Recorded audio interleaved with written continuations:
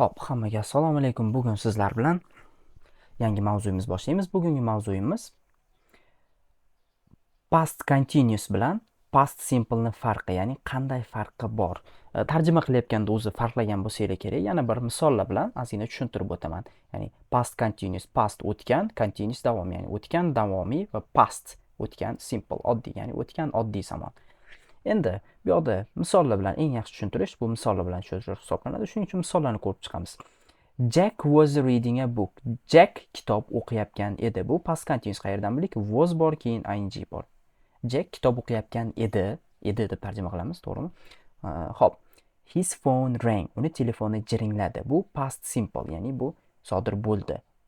Ya'ni bu Jack bitta ishni qilayotganda nimadir sodir bo'ldi. Ya'ni uni telefoni jiringladi.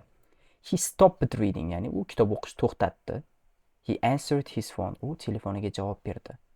Ya'ni u kitob o'qiyotganda uni bezovta qilishdi.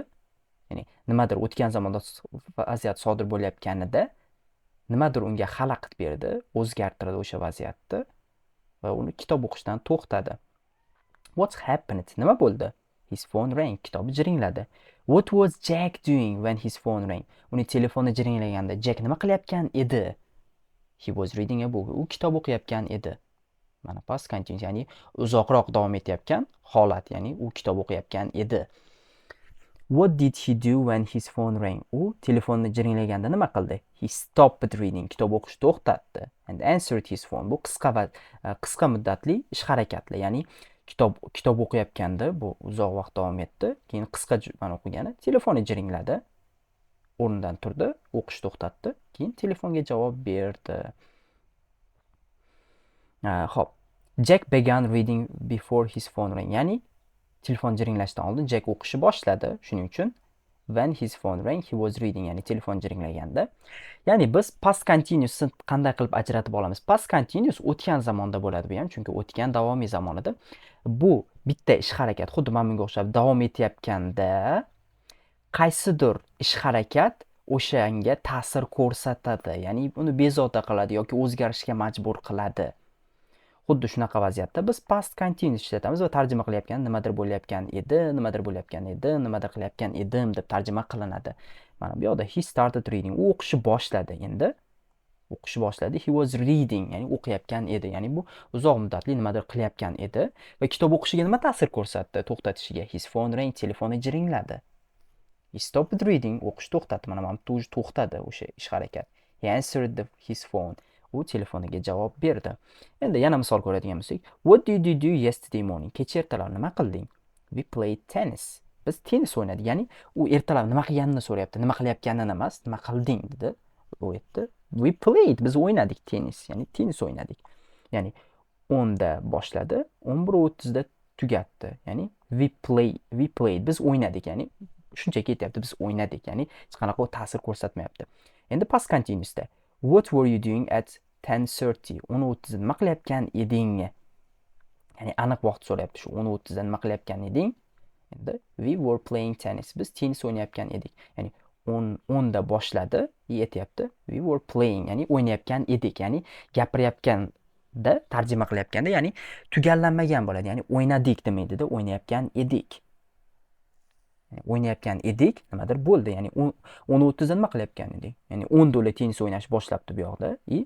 Aytyapti we were playing tennis. Ya'ni biz tennis o'ynayotgan edik. Jack read a book yesterday. Ya'ni kecha Jack kitob o'qidi. Endi Jack was reading a book when his phone rang. Ya'ni uni telefon jiringlaganda u kitob o'qiyotgan edi. Ya'ni unga xalaqit berishdi, nimadir qilayotgan edi, davom etayotgan edi, unga xalaqit berishdi.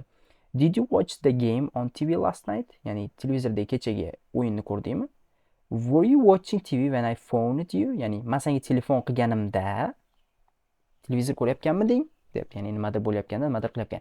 Ya'ni bu yoqda asosiy e'tibor beradigan narsa tarjimaga e'tibor beramiz. Ya'ni edi, nimadir tugatildi. Xuddi shunaqa. I started work at 9 o'clock. 9 da ishni boshladim and finished at 4:30. 4:30 da tugatdim. 9, ya'ni ertalab 9 da boshlabdi. 4:30 da tugatibdi. Endi at 2:30 I was working.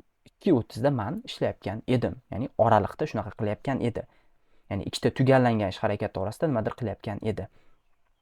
It was raining when we went out. Biz ko'chaga chiqqanimizda yomg'ir yog'ayotgan edi. Ya'ni ular ko'chaga chiqishdi, ko'chaga chiqishsa yomg'ir yog'ayotgan edi. Ya'ni yomg'ir yog'ishi davom etayotgan edi o'tgan zamonda.